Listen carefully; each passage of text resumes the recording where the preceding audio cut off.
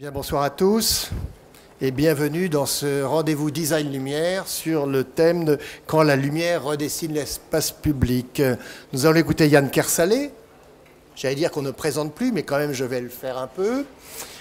Mathias Armango et Pierre-Alain Trévelot. Alors Yann Kersalé, on dira qu'il définit son travail comme un anti-spectacle. Parce que c'est quelqu'un qui quand même vient de ce milieu-là à l'origine et qui a projeté ça dans l'espace public.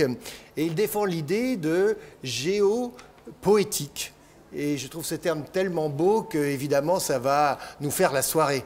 Je pense que nos amis, je leur passe déjà, réfléchissez, la géopoétique. Voilà. On a vu apparaître Yann Kersalé dans l'espace public sur ce thème avec une très brillante et très émouvante installation pérenne. J'insiste sur ce mot, parce qu'au début, on croyait que c'était une installation artistique purement, mais non, elle reste, 24 ans après, elle est toujours là. Je veux parler de Saint-Nazaire, de la Nuit des Docks, qui a été le départ de sa grande carrière sur l'espace public, la ville et sa relation à l'architecture. Et ensuite, se sont enchaînés une série de travaux tout à fait intéressants avec de très grands architectes. Il a commencé à travailler avec l'architecte du Grand Palais. Il a fait un travail sur la nef du Grand Palais. On voyait ça sur toute puis la Seine, la nuit, c'était un repère. Il n'y avait pas que la grande roue des Tuileries, il y avait le travail, cette ligne bleue de la grande nef. Et puis, avec Jean Nouvel, une grande collaboration. Je veux parler déjà de l'Opéra de Lyon, puisque c'est Yann Kersalé qui, évidemment, avec ce concept d'opéra en pleine ville, voulait donner le pouls de la ville en temps réel. Et c'était cette intervention avec ces signaux rouges qui envoyaient, justement, comme une sorte de baromètre de l'intensité de l'opéra. Et puis, on ne peut pas oublier non plus la Torre Akbar à Barcelone, avec cette intervention absolument extraordinaire. Donc c'est devenu la nouvelle icône de Barcelone, cette tour Akbar, qui a déjà changé de nom aujourd'hui, qui va être transformée en hôtel, nous le savons, mais son principe extérieur ne va absolument pas changer. Et il y a donc toutes ces variations chromatiques. Je ne sais pas si Yann sera d'accord avec mon interprétation, mais enfin c'est comme ça qu'on l'a tous vécu. Et même les soirs du Barça, quand le Barça gagnait, eh bien, la tour se mettait dans le Grana Blau. Donc là c'est quand même extraordinaire de t'arriver, d'être en phase avec cette ville et de réunir les footeux et les gens de l'architecture. Ça, c'est quand même tout le génie de Yann Kersalé.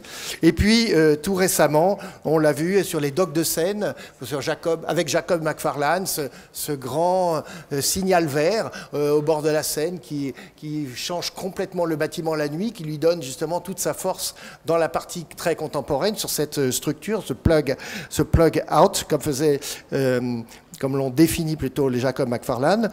Et puis, tout récemment, lors de Marseille 2013, le Mucem de Marseille, avec un travail que tu as défini sous le nom de Mer-Veille, avec un trait d'union entre mer et veille. Voilà, je pense que tout est dit, et je vais très vite lui passer la parole. Mathias Armango ici présent. Je rappelle que les deux jeunes qui sont là, deux jeunes architectes, ont été des nouveaux albums, mais ce n'est pas pour ça qu'ils sont là. Mais je le signale au passage, ça veut dire que les jeunes architectes d'aujourd'hui, ils sont vraiment sur la question de la ville. C'est ça que je veux dire ce soir. Donc, et en tant qu'architecte, pas en tant que des gens qui font de l'urbanisme, non, ce sont des actes d'architectes sur la ville. C'est la distinction très importante, s'ils me permettent de la faire. Mais c'est comme ça que tout le monde le lit. Alors, AWP, c'est 3 éléments. J'ai lu ça, c'est pas mal. L'air, l'eau, et le troisième, c'est la nuit.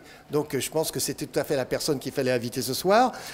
Je rappelle qu'ils ont réalisé ils ont conçu l'exposition Paris la nuit au pavillon de l'Arsenal, exposition très brillante il y a quelque temps. Et ils ont construit un bâtiment espace public, parce que le bâtiment se soulève pour dégager l'espace public. C'est en Norvège, c'est à Sandnes, c'est en 2009, et ça avait été dans la sélection du prix Misandero. Et puis Pierre-Alain Trévelot, TVK, qu'on ne présente plus, parce que maintenant il est devenu presque un ami de la plateforme, presque un fondateur, et on l'en remercie. Donc lui aussi NAJAP en 2014, et il a signé la place de la République, c'est très intéressant de voir tout ce travail sur les scénarios de la ville, un travail qui part des usages avant d'être dans la formalisation du projet. Et tout récemment, il a gagné un grand concours qui est celui d'une place à Lausanne dont il va nous parler. Alors voilà, on va écouter d'abord Yann Kersalé et puis ensuite on se mettra en discussion tous les trois. Yann, c'est à toi. Ça marche? Ah oui. Bonsoir à tous. Je vous ai fait une petite sélection. On m'a dit urbain, alors j'ai essayé de trouver urbain. Je vais me mettre dans l'autre sens. Attends, je vais aller là. Je peux me lever. Hein, c'est bon, j'étais assis toute la journée. Alors, je m'arrêterai 2 minutes sur la notion de lumière-matière, puisque ça fait maintenant un certain nombre de... Ah, c'est moi qui passe le truc? Ah, bien, très bien. Et donc, cette matière particulière qui est en fait... par jeu, bon, bien sûr, la lumière, c'est des photons, donc c'est pas perceptible, sauf qu'en fait, dès qu'elle est accrochée par quelque chose, elle apparaît. Et donc, mon terrain de jeu, si je puis m'exprimer ainsi, c'est du crépuscule à l'aube, en fait. Et effectivement, comme ça a été dit précédemment, j'ai vraiment voulu, presque comme une forme manifeste, faire un travail d'art sur l'espace public et pas dans les musées convenus. On peut passer par où alors? Comme ça. Ah oui, c'est bien. Merci, ça y est, j'ai trouvé. Bon, alors c'est plein de lumière ici, mais bon, vous pouvez... ça manque de contraste. Ça, c'était une installation éphémère. C'était d'une grande ZAC à Rennes, tout proche du périphérique, qui a été réinvesti. C'était un lieu militaire avant, il n'avait pas été ouvert depuis 1960. Au public, et il restait 3 maisons qui ont été détruites très vite après mon intervention. Ce qui m'intéressait, c'était de faire une sorte de chrysalide avec de l'échafaudage, pas cher, surtout pour accrocher de la lumière dessus. Et en fait, c'était pour en faire plus tard une autre installation. Ces matières sont des assemblages des mouvements qu'il y avait dans la lumière à cet endroit-là. Et c'était sur un plafond très très haut, dans une boîte noire. Alors normalement, voilà. Et ensuite, toujours dans l'espace urbain, comme c'était un travail qui était autour d'éléments dans la Bretagne, j'ai été sur le radome de Ploemeur-Boudot, qui est en fait la toute première antenne qui nous a envoyé des images des États-Unis, mais par onde. À l'époque, il n'y avait pas aucun satellite autour de la Terre. Et donc je leur ai mis une espèce de mastaba des médias. Finalement maintenant, j'ai 650 chaînes de télévision du monde. Voilà, histoire de recoller au temps. Et toutes ces images, je les ai rassemblées en mouvement pour les mettre à la cave. Enfin, c'est un éboulis de médias. Donc cet éboulis de médias était aussi tout en mouvement. Je ne sais pas si... il y a des mouvements sur mon appareil, normalement oui, mais non. Ensuite, l'amorce du bleu, c'est une intervention qui était dans le cadre d'un parcours artistique sur le tramway de Nice. Et donc, en fait, c'est tous les noms de la peinture de tous les bleus. Donc, et c'est écrit en morse. Alors, quand on va vers la mer, au lieu de faire un sudoku, si on veut s'amuser, on doit avoir bleu outre-mer, bleu Klein, forcément, puisque c'était sa ville, etc. Il y a tous les bleus de la peinture. Et ces bleus font une forme de toit.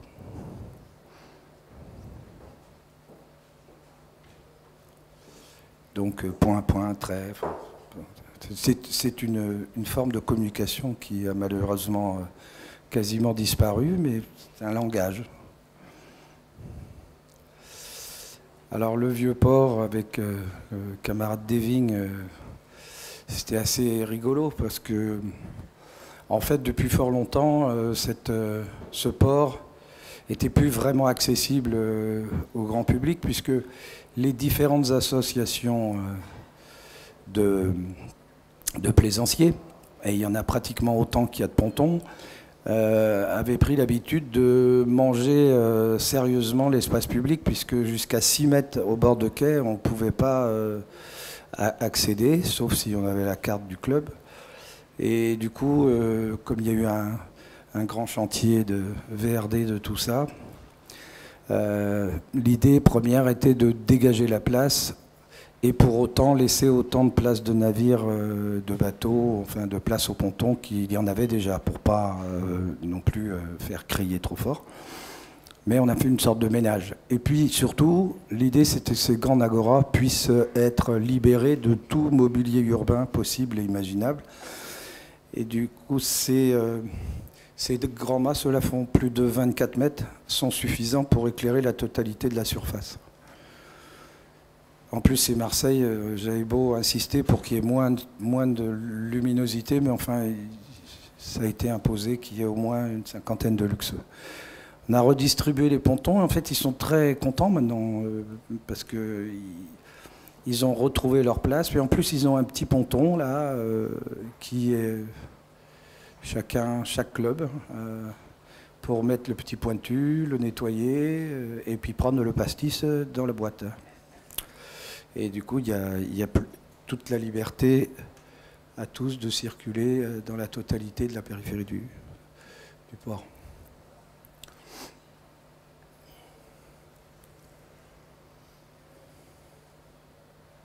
Alors, la place de la République, camarades. Là, ça a été un combat, un petit peu encore, parce qu'on n'était pas tout à fait en phase avec les éclairages de la ville, parce qu'aujourd'hui, c'est encore comme ça, mais ça va changer. Mais pour l'instant, la ville de Paris était encore une espèce de sodium, là. L'idée, c'était de rendre un grand calme dans tout cet espace. On a gardé les lithophs, mais on les a, je dirais, customisés. Et puis cette grande ligne de mâts qui font comme une arrière-scène, puisque maintenant, elle est fermée. Je veux dire, on ne passe plus au milieu comme avant.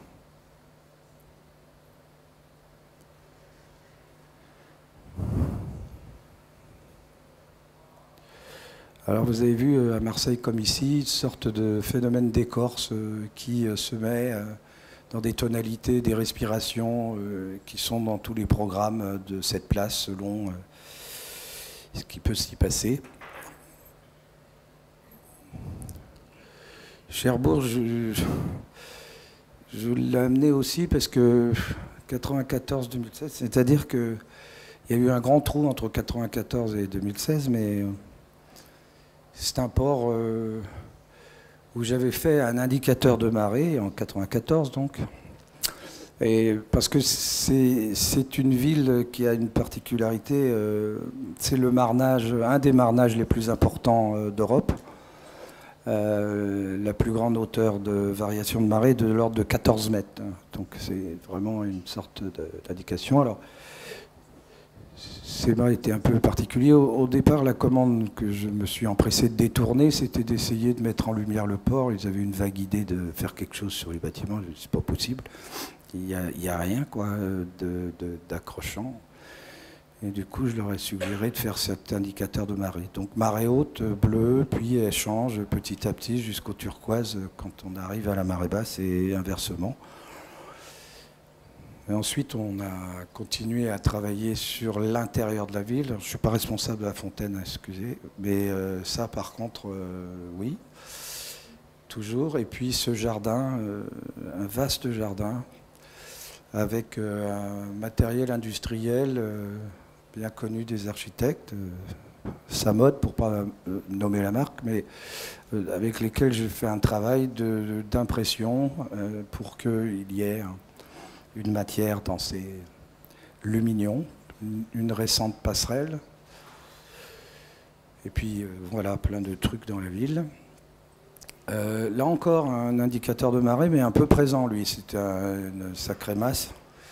Là, c'est pour dire à Bordeaux qu'il ne faut pas oublier que ça a été un très grand port et que donc la mer n'est pas si loin que ça. Et donc ce pont a un lien Alors c'est en mouvement aussi, hein, ça se met en mouvement et en respiration tout le temps, et ça varie et ça fluctue selon les inversions du fleuve par rapport à la mer, puisque la mer a une vraie présence encore à Bordeaux. Ces escaliers de secours, c'était l'endroit qui me restait, parce que le reste c'était un peu massif. Hein. La nuit des docks dont on a parlé tout à l'heure, en fait le départ c'était 89 et la première installation était en 90 et 91. Enfin là c'était presque un manifeste sur la notion de patrimoine, parce qu'on était en pleine période où il commençait à y avoir pas mal d'interventions sur les monuments historiques. Évidemment, la ville de Saint-Nazaire qui s'est fait raser à cause de ce magnifique endroit. Et ça, c'était le début. Donc aujourd'hui, elle est beaucoup plus habitée. Elle a été réappropriée intégralement par la ville. Mais au départ, cette base sous-marine a rasé la ville à 90%, quoi. Alors, le patrimoine de cette ville, bah, c'était tous les éléments portuaires, et dont évidemment cet engin, mais aussi le silo à grains, l'ensemble des grues, balisé bâbord rouge et tribord vert. Puis quand j'ai pris la photo, j'ai pas fait exprès, mais enfin il y a un bateau qui s'appelait Subtil, donc je gardais le truc. Donc c'est une bonne heure et demie pour faire le tour de la totalité du port. Il y a eu une réappropriation du public de Saint-Nazaire, d'abord. Là encore, c'était un peu une commande détournée, puisque au départ, ils m'avaient sollicité pour une fête de la mer au mois d'août, mais comme c'est pas mon rayon, je leur ai dit qu'il y avait peut-être mieux à faire pour toute l'année et tout le temps. Donc il y a tous les ponts qui s'ouvrent, qui glissent, qui montent, il y a toute une série de trucs. Et puis récemment, un immense escalator, là c'est juste un fragment, qui sort de l'aéroport de Denver pour atteindre l'aéroport là-haut, pour atteindre la voie ferrée, et inversement pour arriver de la voie ferrée vers l'aéroport, voie ferrée qui amène à Denver directement. C'est une espèce de sas de sensations, et au lieu de faire une sorte de grand panneau, la nature du Colorado, etc. Étant donné que le Colorado, il y a particulièrement autour de la ville de Denver, il y a pratiquement tous les climats, et surtout toutes les natures d'eau. Donc il y a des cascades, il y a des rivières, et même des très grosses rivières, et tout un ensemble de phénomènes de neige. Il y a même des neiges éternelles, et en plus en bas, il y a un désert très aride. Donc finalement, voilà. Il y a tout quand on descend dans cette boîte. Bon, là, il y avait des vidéos, mais visiblement, le système ne veut pas me les déclencher, mais tant pis. Un autre rapport à la mer, décidément. Ici, il y a un... C'est pas grave. C'est un bâtiment public, je veux dire public dans le sens où ça c'est très important pour les gens de Sydney, parce que c'est la première brasserie qui faisait la bière de Sydney au siècle, presque 2 siècles précédents. Puis ça c'est un bâtiment de gens avec tout un ensemble de balcons végétalisés. Ça c'était le début, mais maintenant ça doit être bien vert, qui a été fait par Patrick Blanc. Et ça, c'est un héliostat qui est dans la journée fait pour renvoyer la lumière qui frappe sur ces miroirs qui sont sur cette toiture ici pour rejoindre le centre de boutique et commerce qui est en creux, dans un grand décaissé. Et la nuit, ça devient une sorte de... Alors comme j'ai un anglais extrêmement pitoyable, je leur ai dit... Sea Flying Carpet, s'ils ont bien compris que, et ça les a fait rire. Mais l'idée, c'était la partie haute de Sydney. C'est un bâtiment qui est vraiment à l'entrée de la ville, avec c'est comme une porte en fait de la ville et très en hauteur. Et puis bien entendu, comme tous les villes portuaires, on descend de plus en plus vers le port. Et disons que c'est comme une sorte de réflecteur qui donne toutes les matières de l'eau de la baie de Sydney. Il y avait aussi une vidéo. Et puis là, c'est un parc urbain, une forme de... Non mais ce qu'on va faire, c'est qu'on va prendre toutes les vidéos, puis on va les passer derrière. Alors c'est un parc urbain, puisque c'est un lac virtuel qui est composé de structures translucides qui conduisent la lumière dans ce jardin fait de Gilles Clément. Et évidemment, chaque source renvoie la tache de son éclat. Et le truc que je n'avais pas prévu, c'est que il y a l'arrosage automatique qui se met en place et à chaque fois que les gouttelettes d'eau tombent sur le sommet, ça fait vibrer toute la toiture. C'est vraiment un lac inversé, quoi.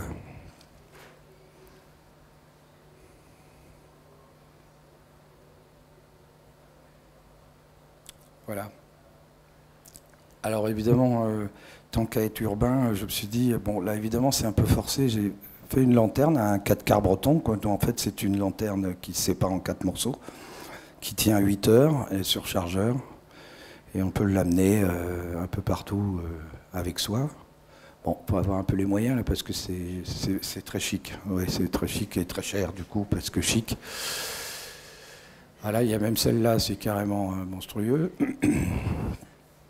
Et puis, pour rester dans le rapport du parcours géopoétique et dans l'idée de déambulation à la Villa Médicis, où je suis en train de travailler sur tout un tas d'aspects lumineux à l'intérieur, ce que je voulais vous montrer, c'est cette déclinaison de la matière avec une lanterne beaucoup moins onéreuse et qui permet de se balader dans l'endroit qui s'appelle le Bosco et qui est en fait donc on retrouve à chaque fois les traces, dans le fil de l'eau en fait on retrouve les traces toujours de la même impression.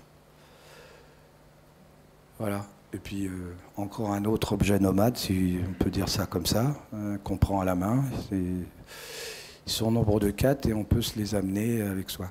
Ça c'est un hommage aux souffleurs de verre, j'ai pris les plus vieilles carafes qui existaient chez Baccarat dans les placards. Je leur ai percé le fond, ce qui fait que plus vraiment office de carafe. Et puis évidemment, posé sur une fausse canne de souffleur, avec un petit interrupteur. Et voilà, alors évidemment on a l'air d'un pape hein, quand on sort son jardin avec ça, parce que c'est quand même assez haut. Mais voilà, on est bien sous l'arbre avec ces carafes inversées. Et puis un autre passage, alors lui c'est voilà, très forain, très particulier. C'est restauré intégralement, mis des miroirs sur cette pièce où on a retrouvé des traces de peinture. Mais ça ressemble un peu à des camions tamouls, c'est un côté manège, forain aussi. Et là il y a aussi des carafes inversées. Mais du Pyrex, hein, c'est pas du... Non, c'est... Voilà.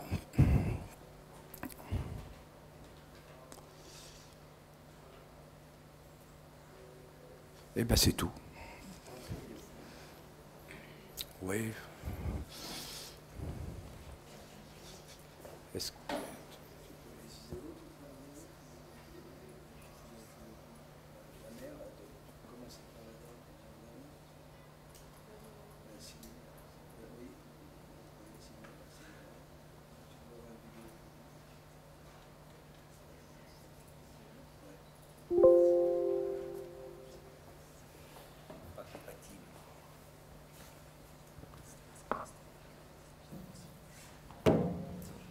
Ça marche pas. C'est en mouvement, quoi. Voilà. Mais on peut en parler. Je ferai des gestes.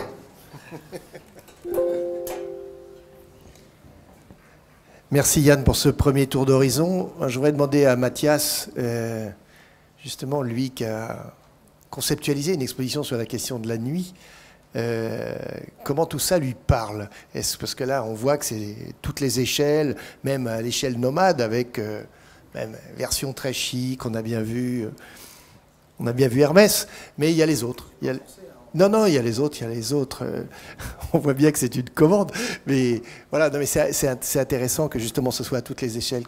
Comment tu vois ce travail qui n'est pas d'aujourd'hui, et toutes ces préoccupations surtout avec comment décider la maîtrise d'ouvrage à les amener sur ce terrain. C'est ça la question qu'il y a derrière. Bon, alors je passe en premier. C'est magnifique. On n'a pas l'occasion de se... comment démarrer Moi, j'ai démarré par une question. J'ai pu, à l'occasion de recherche, tu m'invites à parler de Paris la nuit, et peut-être je vais y retourner, revenir. Une question sur, pendant que tu passais tes diapositives, je pensais à un livre qu'avec mes associés, on a écrit il y a quelques années. L'un d'eux, je crois, était venu te voir, ou en tout cas, on avait échangé quelques documents chez Gustavo Gili, Nightscapes. C'est pas en français, donc c'est peu connu ici. Et donc le paysage et la nuit. Il y a plusieurs chapitres. Il y a des déesses grecques hyper malines et super bizarres sur la nuit. Il y a des autoroutes et des moments où le néon a changé toute l'histoire. Et puis, c'est vrai que si on parle tu parles de choses anciennes, d'aujourd'hui ou d'un basculement, tu tiens une place très importante dans le livre. Et on a décrit particulièrement 2 projets qui nous avaient touchés et qui sont...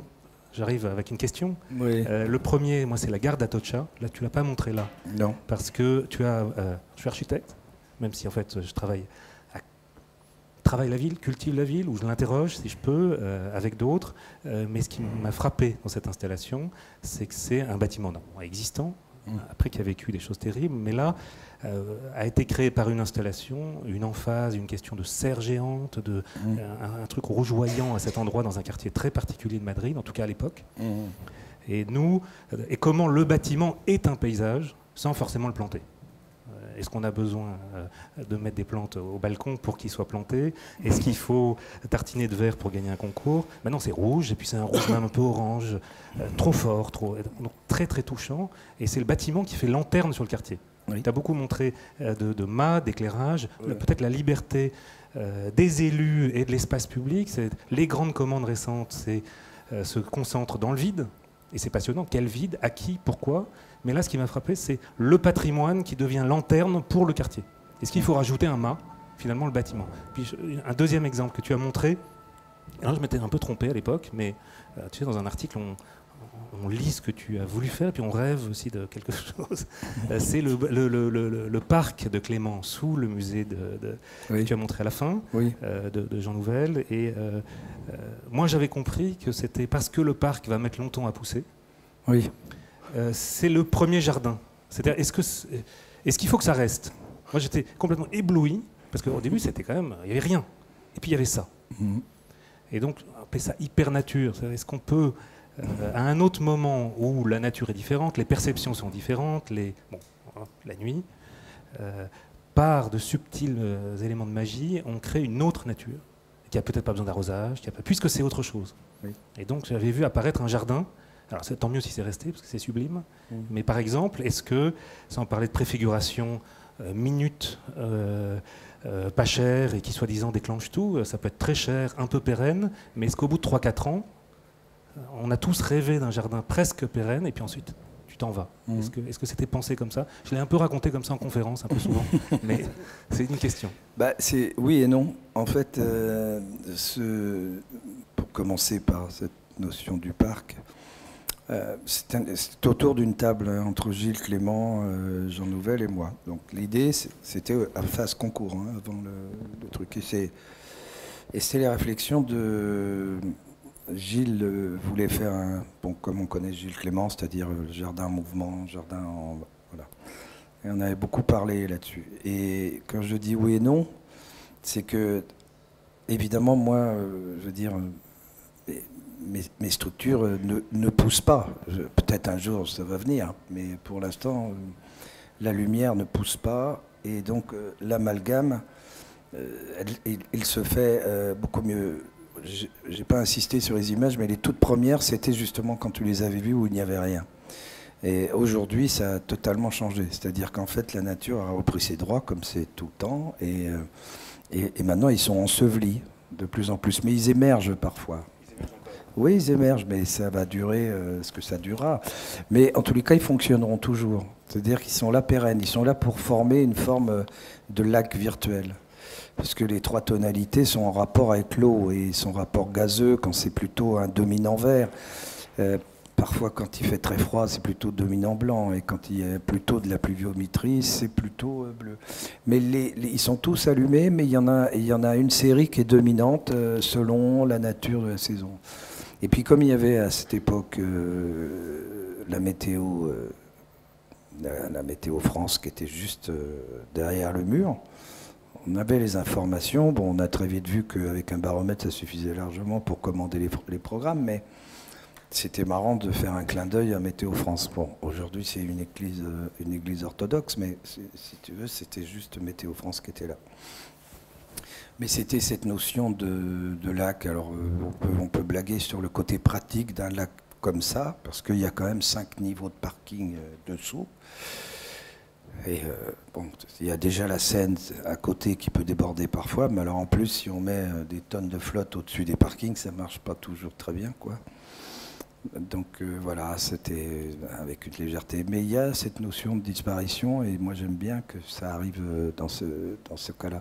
Mais c'était prévu que, si tu veux, ça soit de plus en plus enseveli. Et l'autre, c'était quoi, tu m'avais dit déjà ? Ah, la gare de la Toccia. Avec Raphaël Moneo. Et la gare de la Toccia, en fait, c'est une longue histoire. C'était une intervention que je devais faire dans le cadre d'un truc. Je voulais plutôt le faire sur le Prado. Et le Prado, nous avons, nos architectes des bâtiments de France, qui sont parfois fort sympathiques, mais aussi parfois extrêmement sévères. Et donc là-bas, ils en ont les mêmes, mais alors en beaucoup plus puissance 10 encore. Donc j'ai pas pu faire l'intervention que je voulais faire sur l'échafaudage roulant, qui était un échafaudage extraordinaire, qui était au-dessus du Prado. Du coup, j'ai demandé si je pouvais intervenir à côté pour faire la fameuse lanterne. Et en fait, cette lanterne, tu as dit rouge, etc. En fait, c'était 3 tonalités qui étaient en variation permanente, et c'était citron, orange, pamplemousse, quoi. Pourquoi ? Parce que c'était la ligne. C'est ce qu'ils appellent là-bas la ligne des agrumes. C'est la ligne qui va jusqu'à Séville. Donc, voilà. Et c'était toujours raconter une petite histoire naïve, comme ça, peut-être, mais c'est ça qui donne les impulsions à cette lanterne, quoi. Juste par rapport à ta question, merci. Et puis, c'est la surprise, tu peux être étonné par la lecture, tu sais, quand on fait quelque chose, d'autres le commentent autrement, ils le ramènent peut-être forcément parce qu'il les intéresse, mais si tu reviens on revient à ta question sur dans l'histoire, comment ça se positionne, le travail qu'on a fait sur Paris, on l'a fait sur plusieurs villes historiquement, on a été lancé, tu le sais, par l'Institut par la ville en mouvement, en fait, par François Hacher, qui nous a invités pendant plusieurs années à faire le tour du monde pour lui ramener la question, c'est quoi la ville la nuit, ou quand elle bouge la nuit, est-ce qu'elle est différente ? Puisque la question de cet institut, c'est et si la ville bougeait encore, ou est-ce qu'elle va bouger autrement ? Et nous, c'était est-ce que la nuit, ça bouge encore autrement ? Voilà, on s'est retrouvé à beaucoup crapahuter, à tomber sur certaines de tes installations aussi. Historiquement sur Paris, ce qui est très frappant, et on peut retrouver ça comme un positionnement, je ne sais pas comment tu vas le prendre exactement, mais il y a l'éclairage, ou la magie. Le terme du début, c'était, tu as dit, c'était la géopoétique. Bon. Alors, je ne sais pas si on peut dire que ça a toujours existé, mais on peut trouver quand même des choses extraordinaires. Il y a pas mal de temps, il y a un grand basculement quand même autour de Versailles, comme pour la France, pour beaucoup de choses. Et le 19e siècle est extraordinaire sur Paris. Mais sans rentrer sur Paris exactement, ce que je trouve intéressant, c'est qu'il y a quand même un cousinage avec le paysagisme. C'est-à-dire qu'il y a déjà eu des choses, il y a peut-être même eu des choses extraordinaires au 19e, au début du siècle, avec les néons, dans les années 20-30. Il y a un moment fascinant, notamment de fusion entre architecture et éclairage, avec les néons. Le néon vient dessiner la façade, presque comme un matériau d'architecture. Et puis, grande nuit, des guerres, avec peut-être des éclairages qu'on ne veut plus voir, ou plus d'argent pour éclairer, enfin, tout un basculement. Extrêmement peu de choses dans le mouvement moderne sur l'éclairage. On a cherché, on cherche toujours, évidemment, des bâtiments, des gens talentueux, donc forcément on retrouve petit à petit les choses, mais ce n'est pas revendiqué, ce n'est pas au centre de la machine, à part permettre un éclairage de sécurité basique, d'accompagner finalement les infrastructures, et ça revient un peu comme le paysage, en tout cas comme un métier en France ou comme un groupe d'artistes très particulier dans les années 70. Et je trouve ça, je ne sais pas si c'est une partie de la soirée, de la discussion, et donc tu te retrouves, alors tu as quelques collègues, peut-être des chapelles, peut-être, mais l'école du paysage comme ça qui s'invente, qui vient de l'archi, pas vraiment. En fait, avant, il y avait des trucs extraordinaires, et puis on dirait comme ça que le paysagisme, c'est 70-80. Oui, mais c'est parce qu'il y a eu un grand vide de 30-40 ans, entre les années 20 et ce moment-là. Je ne sais pas si tu le... Oui, en fait, il ne faut pas se méprendre, je n'ai rien contre les ingénieurs, hein, mais c'est bien entendu, la ville, la nuit, surtout après-guerre, était dans la notion de reconstruction. Donc de toute façon, la technique d'éclairage public est devenue extrêmement, je dirais, rationnelle, radicale, et finalement, on est resté jusqu'à la fin des années 70, on pourrait même parler plutôt de 85, où il y a commencé à avoir une petite conscience sur que cette lumière la nuit pouvait d'abord être fluctuante, parce qu'il y a des matins de la nuit, des midis de la nuit, des soirs à la nuit, il y a des gens, notamment un géographe que j'aime beaucoup, qui s'appelle Luc Gadzinski, qui a travaillé beaucoup sur la notion de la nuit. Il faut savoir par exemple qu'il a fait pas mal d'interventions et de visites, etc. Mais par exemple à Amsterdam, il y a un maire de nuit. C'est assez pas mal, c'est qu'il y a une vraie administration qui ne travaille que la nuit, et il y a un maire, il y a le maire de jour et le maire de nuit. Ils ont toute une... Voilà. Alors on n'en est pas là encore, mais on ne sait pas qui va être le maire de nuit de Madame... ouais. Mais en tous les cas, pour l'instant, c'est encore la grosse masse de l'éclairage public est dans les mains des services techniques. Et c'est là que c'est parfois compliqué. Ça commence à venir, mais c'est vraiment très récent, où quelqu'un comme moi, par exemple, puisse intervenir sur l'espace public. D'autres éclairagistes sont arrivés, pour certains d'ailleurs, des anciens ingénieurs de chez Philips, qui se sont installés à leur compte pour faire ce qu'on appelle des SDAL aujourd'hui. Alors, des schémas lumière, c'est ça? Oui, des schémas d'aménagement lumière. Voilà. En fait, ils reprennent pour une bonne partie le relais de ce qu'ont fait les ingénieurs d'après-guerre jusque dans les années 80, avec quelques petites variantes quand même sur le choix des sources, la hauteur des mâts. Enfin, il commence à y avoir effectivement une espèce d'approche, mais qui reste encore très très rigoureuse. Ça manque un peu de folie tout ça, et une hiérarchie, parce que les choses s'opposent. Avec Luc Gadzinski, j'ai eu plusieurs débats publics avec des tas d'autres responsables politiques. Alors il y a d'un côté la sécurité oblige à avoir un nombre de luxe. Moi depuis 80, j'ai vu une rue à grande circulation, c'était les normes, hein, parce qu'il y a aussi du normatif qui vient s'introduire là-dedans. C'était 24 luxe au mètre carré, maintenant on est passé à 50 quand même. Alors pourquoi bientôt il va falloir des lunettes de soleil pour circuler dans la nuit. Mais il y a parfois une demande de fort éclairement dans certaines villes où il y a énormément de caméras de surveillance, où il y a la police est plutôt pour qu'on mette un peu le paquet. Et c'est toujours très dramatique de proposer d'en mettre beaucoup moins.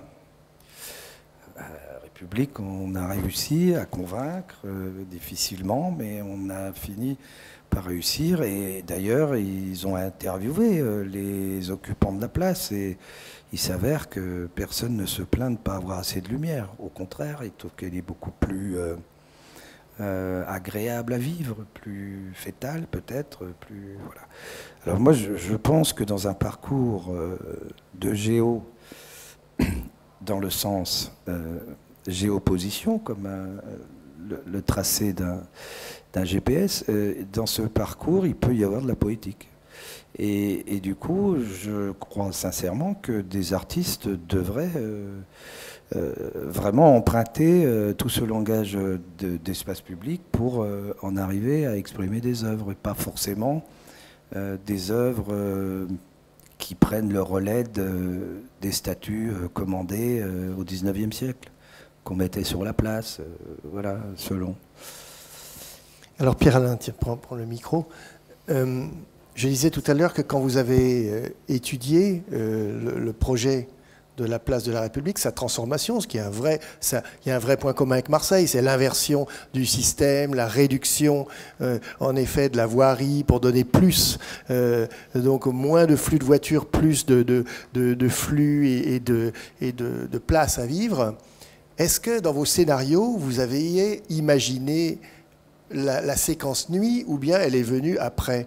Est-ce que, parce que je me souviens du storyboard, c'est-à-dire de toutes ces multiplicités d'usages, mais est-ce que vous aviez, je ne me souviens pas d'image la nuit, c'est pour ça que je pose la question, est-ce que vous aviez un autre storyboard spécial nuit?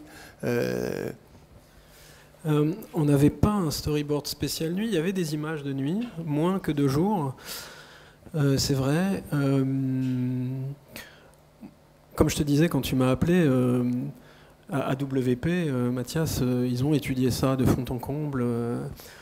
Nous, on est venu à se questionner là-dessus par l'espace public et par le travail avec Yann, et il l'a très bien dit.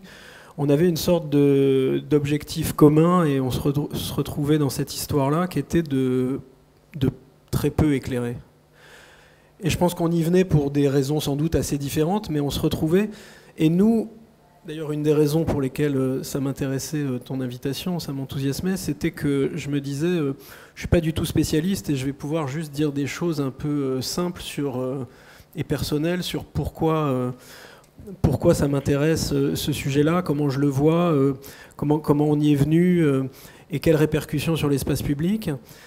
Et c'est vrai que c'est le travail sur la place de la République qui nous a amené à y réfléchir grandement, à partir de points de vue, je dirais, esthétiques, tout simplement, plus que fonctionnel ou économique, parce que j'en dirai un mot, mais c'est important, mais je pense que c'est venu de points de vue plutôt esthétiques. Moi, je suis marqué par la voûte céleste dans les Alpes. J'ai passé mes nuits d'été à regarder la voûte céleste dans les Alpes. Je vous avais dit que ça allait être un peu personnel. Mais... Puis je suis marqué aussi par les films, l'expressionnisme allemand par exemple, ou même, bon je sais pas, je pourrais citer tout un tas de films parce que il y en a beaucoup qui travaillent avec ça, mais que ce soit John Ford ou même Michael Mann récemment, je sais pas, Le Dernier des Mohicans, un film un peu méconnu de Michael Mann qui filme la nuit et qui montre les choses justement. Ce qui est devenu peut-être classique avec plein de peintres, hein, notamment je pense à Magritte qu'on voit en ce moment à Pompidou, sur ce que c'est que Entre chien et loup, cette nuit où le ciel est bleu marine et où la lumière vient du ciel et où les objets sont des ombres, les personnages sont des ombres, les bâtiments sont des ombres. Et alors j'ai cet aphorisme en tête, je ne sais pas de qui je le tiens, peut-être de Joachim Le Pastier que tu connais. C'est un critique de cinéma. C'est un critique de cinéma, architecte, et je pense que c'est lui qui m'a dit ça, et il me disait les mauvais bâtiments sont beaux la nuit.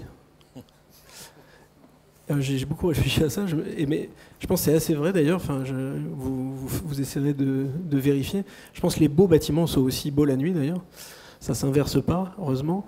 Et je pense que c'est très lié à la lumière qui vient de l'intérieur des bâtiments, mais aussi au fait que souvent ces bâtiments qui peuvent être moins intéressants, ils apparaissent justement comme une ombre. Et c'est ce qui est derrière, c'est le ciel qui éclaire ça. Encore une fois, ce bleu marine ou ce gris... Et moi, je suis très sensible à ça. Et on essayait de faire ça beaucoup sur la place de la République, en se disant, sous les platanes, on aura un peu de lumière. C'est ce que tu montrais, on a remis les Hittorf, là. On aura un peu de lumière. Alors, bien sûr, il faut éclairer la voie. mais on va baisser ça, et puis Yann proposait d'éclairer la statue légèrement, comme ça, et c'est ce qu'on a fait, et puis on se disait, ça suffit, quoi, il faut surtout rien d'autre, et je pense que l'espace public, alors il y a tout un tas d'espaces publics très différents, évidemment, là on est sur une place, donc c'est différent d'une voie. Je sais pas, les lanternes de la rue de Rivoli ou les alignements de candélabres à Paris.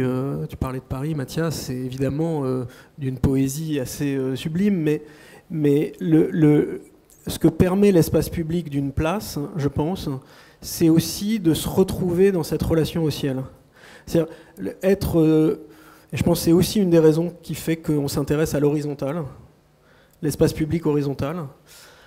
C'est que je pense que l'homme se tient debout sous la voûte céleste et dégager l'espace public, quand c'est possible, quand l'espace s'y prête, c'est aussi ce qu'on voit d'ailleurs à Saint-Nazaire ou ailleurs, ces espaces qui sont extrêmement ouverts. Enfin, je ne pense pas pour rien que tu as travaillé beaucoup sur des espaces maritimes, où c'est pas forcément l'horizon, mais c'est l'ouverture, et où on continue à rejoindre une sorte, enfin, peut-être à retrouver une sorte de relation avec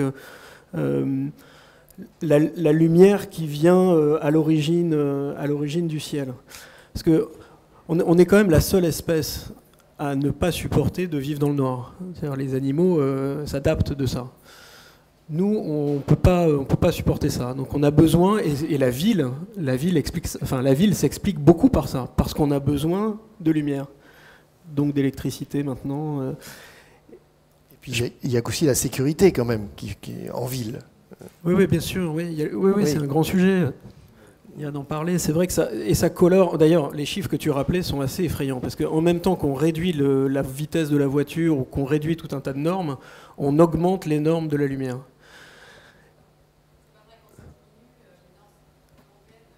On va poser les questions après, si vous voulez bien. Mais ne vous inquiétez pas, je vous passerai la parole tout à l'heure. Il y a une différence entre le flux lumineux en termes de luxe et la consommation énergétique. En fait, les lampes, aujourd'hui, qui sont utilisées dans l'espace public, peuvent dégager un nombre de flux en termes de luxe beaucoup plus important que des anciennes lampes. Et c'est pour ça que les 24 luxe que je citais il y a plus de 30 ans sont passés à 50, mais ça c'est simplement parce que c'est le dosage et l'utilisation de la source plus les demandes d'éclairement importants qui font qu'on en passe à ces extrêmes-là. Maintenant, je crois beaucoup, et dans toutes les interventions que je tente de faire aujourd'hui même, je tente de donner, puisque maintenant ces sources, les LED en fait, pour ne pas les nommer, permettent d'avoir carrément une graduation au cours de la nuit. C'est-à-dire qu'ils peuvent être intenses à des moments nécessaires, mais pas forcément toute la nuit.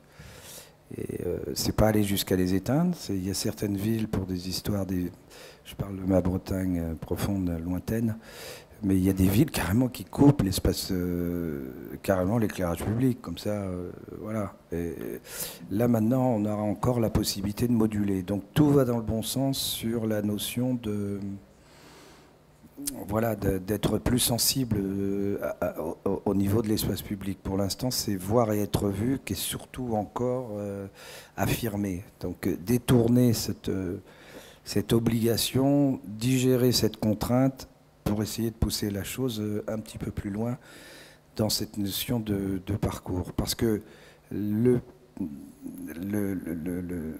moi j'ai fait pratiquement tout le temps les installations pour les habitants du lieu d'abord. Si ensuite ça a donné un certain écho, que des gens même se déplaçaient d'assez loin pour venir voir Saint-Nazaire par exemple, ce qui m'apportait le plus, c'est l'appropriation par les citoyens de cette ville, de cette nouvelle ambiance ou de ce nouveau lieu. Il faut savoir que Saint-Nazaire, ce qui était intéressant sociologiquement, je pourrais dire, c'est que c'est une ville en 89 sinistrée en termes industriels. On parle à ce moment-là de fermer les chantiers de l'Atlantique. Ce qui est surprenant car plusieurs années après, ils ont les grosses commandes qu'ils ont eues et ça continue et c'est devenu maintenant un fer de lance de l'industrie de construction navale. Mais à cette époque-là, on parlait de fermer. Il y avait un taux de chômage considérable dans la ville. Évidemment, le maire jeune batteux de l'époque, première mandature, il commence déjà au conseil municipal, après 6 mois d'arrivée, par proposer d'éclairer le port, qui était dans un état improbable. Et il aurait proposé à son conseil municipal, et particulièrement auprès même de ses proches collaborateurs, voire de son parti, donc de sa majorité, il aurait proposé d'éclairer la décharge publique, il n'aurait pas été accueilli autrement. Il a été jusqu'au point de les menacer de démissionner s'ils ne suivaient pas cette idée-là. Il habitait sur le port, donc il avait une vision de l'histoire, mais ça a dépassé largement ce qu'on pouvait imaginer dans la notion de l'appropriation, puisque finalement, par curiosité, tout d'abord, parce que c'est très humain, et c'est l'homme est comme ça, mais ensuite par redécouverte d'un espace qui était nié. Le port, quand j'ai connu la ville de Saint-Nazaire en 89, c'était une ville qui tournait le dos à la mer, qui n'allait pas sur le port. Sur le port, on allait y travailler pour ceux qui y travaillaient, et puis c'est tout. Et on n'allait surtout pas dans cet endroit. C'est un point commun avec Barcelone. C'est quand même assez intéressant de voir que en fait, beaucoup de villes maritimes tournent le dos à la mer. Oui. Mais ça, c'était parce qu'il y avait une fracture. Dans des reconquêtes incroyables. Là, voilà, après Saint-Nazaire, il y avait quand même une vraie fracture, une cicatrice pas fermée. La base sous-marine, il faut en plus historiquement savoir que la base sous-marine, presque comme une insulte, a été ce maître. Ce qui a fait la gloire de Saint-Nazaire avant la guerre, c'était le quai des transatlantiques. C'était toute la ligne de la Compagnie Générale Atlantique qui partait pour l'Amérique du Sud. On partait du Havre pour l'Amérique du Nord, mais on partait de Saint-Nazaire pour l'Amérique du Sud. Pour les tintinophiles, vous savez très bien que Tintin passe par Saint-Nazaire pour aller chercher le professeur Tournesol, qui est perdu. Oui, j'avais envie de rebondir là-dessus parce que je trouve que partir en ouais, Tournesol, ça me va bien, exactement sur ce que j'avais envie de raconter. J'ai l'impression que jusqu'à maintenant, on a juste là, avant, on parlait d'éclairage, sécurité, embellir l'éclairage, peut-être faire que la ville soit jolie, la réenchanter. Il me semble qu'aujourd'hui, on peut parler de ça, et puis ton travail sûrement dans sa génération aussi a accompagné ça. Mais ce que tu viens de dire là, moi, m'intéresse plus. Oui, sur la nuit, joli, plus parce joli, c'est un peu mièvre. Moi, je ne cherche pas à faire que la ville soit jolie. Bah, éclairer, c'est quoi? Éclairer avec une couleur. C'est Noël, là, en ce moment. Il faut aller sur les Champs-Élysées. Oui, mais c'est la limite. C'est la limite. Est-ce qu'il faut éclairer? Joli. Est-ce qu'il faut éclairer? Le thème d'aujourd'hui, c'est la nuit et l'espace public. Mais il ne faut pas éclairer forcément. Moi, je serais ravi qu'il y ait des endroits. On n'a absolument pas besoin d'éclairer.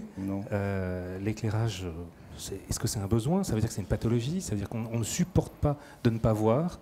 Bon.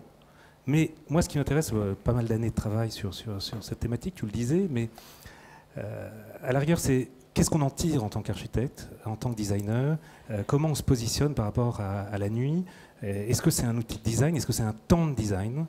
Il me semble que dans ce que tu as montré dans ton travail, et si on le prend avec ces photos si fortes, si puissantes, c'est ce que tu disais juste avant, là tu parlais par exemple d'identité ou d'histoire, c'est par exemple une thématique qui est spécifique à la nuit, c'est le transformisme. Le transformisme, ce n'est pas le seul thème, c'est l'instabilité de la situation. À Madrid, un mercredi soir, tu es banquier, tu te déguises en femme, c'est normal. Parce que c'est la nuit, parce que c'est le soir, parce que c'est mercredi, parce que c'est possible, la société. Et puis le lendemain, tu redeviens comme il faut, soi-disant. Le jour serait comme il faut, la nuit pas tout à fait. C'est extrêmement inquiétant. Hein, c'est toujours une femme, la déesse de la nuit, c'est instable. Dans sa définition, attaquer, prenez le micro, c'est-à-dire ça définit un temps, une inquiétude. Tu parlais d'une nuit qui n'est même pas une nuit. Il y a des moments où la nuit, c'est la nuit ou c'est le jour. Et donc cette instabilité, moi, elle m'intéresse beaucoup parce que est-ce qu'on peut construire, est-ce qu'on peut planifier dans l'instable, et est-ce qu'on peut construire de l'instable qui permettra au reste d'être peut-être plus stable. Alors tu disais de tout remettre à plat, et s'il faut qu'il y ait un débat, est-ce qu'il faut tout remettre à plat par exemple? Est-ce que c'est notre rôle? Moi, il me semble que le rôle de l'architecte aujourd'hui, c'est d'essayer de négocier avec l'instabilité qui est parfois plus forte que nous, alors les marées, les inondations, les drames, mais aussi d'ajouter de l'instabilité. C'est un immeuble de logement de plus. Vite, client, donnez-moi du travail, mais sinon, c'est créer un bâtiment qui est mou, un bâtiment qu'on vient lécher, un bâtiment qu'on vient déguster à 28. C'est extrêmement inquiétant. Et c'est ça la nuit. C'est pas ça qu'il faut faire toujours. Donc moi, la nuit, j'adore dormir, mais ce qu'on peut apprendre de la nuit, alors on peut jouer avec la nuit, on peut rêver avec la nuit, mais on peut amener la nuit dans le jour. La grande tendance, quand même, c'est d'essayer... D'accord, c'est différent, mais on va amener le jour dans la nuit. On va éclairer, on va normaliser, on va faire plus beau, plus rouge, plus bleu, plus commun. Non mais attendez, amenez-nous de la nuit dans le jour. Voilà. Et donc le maire, c'est la limite d'Amsterdam, d'ailleurs ils ont arrêté, et ça devient quand même un bureau du temps, c'est un peu plus intéressant, c'est négocier le temps, implanter le temps, la ville de Paris en a, et le maire de nuit n'avait aucun pouvoir le jour. Bon, bah, à ce moment-là, c'est un décorateur de nuit. Ça serait quoi? Homme, femme, peur, normalité, scandale. Non, on peut apprendre de la nuit et venir... Alors tu parlais de poésie ou d'identité, j'essaie de... Et je trouve ça et c'est très fort pour Saint-Nazaire. Aimer, pas aimer, on le regarde autrement. Donc le branding des sites, ça va aussi avec. Pourquoi pas? Mais ça, c'est un outil. C'est ce que sur Sydney. Et puis souvent, flying carpet. Alors là, ça tient pas. C'est beau, c'est pas bon. Angoisse, instabilité de la perception, instabilité de la... Mais avant, sur la sécurité quand même, et pour finir cette intervention qui se veut décisive sur la fin de l'éclairage public, lors de la mort de Victor Hugo, et donc c'est pour fêter, hein, j'ai plaisir à installer aussi des lampes magnifiques dans nos bâtiments, et aidez-nous, mais est-ce qu'il ne faut pas toujours éclairer non plus? Ça ne sert à rien, on n'en a pas besoin. Lorsque Victor Hugo trépasse, des dizaines de milliers de personnes se réunissent, histoire, personnages, moments particuliers en France. Mais ce qui est très très fort, c'est que pour fêter, ils ont décidé de fêter son enterrement. Et ils ont été sur les Champs-Élysées, ils ont mangé, les Champs-Élysées assez sauvages à l'époque, mais surtout pas du tout éclairés, à part la partie centrale. Tellement pas éclairés qu'ils ont copulé avidement. Les naissances 9 mois après ont été les plus importantes de l'histoire de France, grâce au décès de j'allais dire Le Corbusier. Et donc le non-éclairage, pour moi, c'est un rêve, c'est embrasser quelqu'un, c'est le vide, l'angoisse absolue. Alors entre Almodovar et Victor Hugo, là je pense qu'il y a un espace possible. Oui, c'est en Bretagne quand le FLB a fait sauter l'antenne de retransmission de télévision. Pic à nouveau de naissance, 9 mois plus tard, et oui. Puisqu'il n'y avait plus de télévision dans tout l'Ouest, donc retour aux veillées, retour aux compteurs, les bistrots à bloc, c'est toujours un peu le cas, mais là, et le public aussi. Enfin, tout ça pendant quand même, je crois que ça a été plus de 6 mois où il n'y avait plus de télé du tout. Donc intéressant, parce que là... Il y avait de la lumière, mais par rapport à l'espace public. Et du coup, l'espace public a été réinvesti dans ces nuits-là. Arte qui fait un trop gros score, et on ira tous dehors. Ah bah voilà. Ouais. Ouais. C'est difficile. Moi, je sais, en ce moment, par exemple, tu le mentionnais, vous commencez un travail sur une place dans un pays où une intervention comme ça vous empêche de travailler pendant 5 ans, dire Victor Hugo, faire l'amour dans la rue, tout ça. En Suisse, si vous dites ça, c'est pas facile. Tu dois travailler sur une place où il faut sécuriser, c'est une gare, il faut mettre l'éclairage qu'il faut que ça marche, c'est tout petit, il y a plein d'argent, c'est illimité. Comment vous allez faire? Oui, Pierre-Alain, raconte-nous. Déjà, situe-nous la scène, c'est autour de la gare avec les nouveaux musées qui s'installent là. Il y a une grande commande publique ouverte avec des grands succès internationaux hors Suisse. Et il faut le souligner parce que c'est assez rare. Je parlais de Barozzi et Veiga qui ont gagné déjà un grand concours, puis Aires Mateus et donc les Portugais. Et maintenant, TVK. Donc là, il y a un spot, comme on pourrait dire, assez incroyable de création architecturale non helvétique. On était très étonnés de gagner, oui, si c'est ça ta remarque, on n'y croyait pas trop, mais... Oui, je ne sais pas s'il y a besoin d'opposer comme ça cette histoire de jour et de nuit. Bien sûr que historiquement et dans notre nature, on a peur de la nuit. Enfin, je pense que tout ça, c'est des choses qu'on sait. Et bien sûr, je pense que le film était montré. On voit bien dans la partie sur le film je parle du film de Hilla Béca et Louise Lemoine sur la place de la République, ou dans la partie sur la nuit, on voit bien que il y a une liberté, bien sûr, c'est ça que tu dis, c'est qu'il y a quelque chose qui est... ce qu'on ne s'autorise pas le jour, on se l'autorise la nuit dans l'espace public. Et oui, l'idée de ramener de la nuit dans le jour est assez puissante dans la façon de dire il faut que l'espace public accueille cette capacité plus grande. Bon, j'ai pas dit de remettre à plat, évidemment, j'ai dit de faire un espace horizontal, ce qui pour moi va dans le sens de cette liberté. La place de Lausanne essaye de produire un balcon alors qu'on n'a pas de vue. Ce qui n'est pas facile, c'était plutôt un postulat un peu belge chez les Suisses, donc on a mis un peu de temps à leur faire comprendre que ça pouvait être possible, parce qu'en fait on regarde...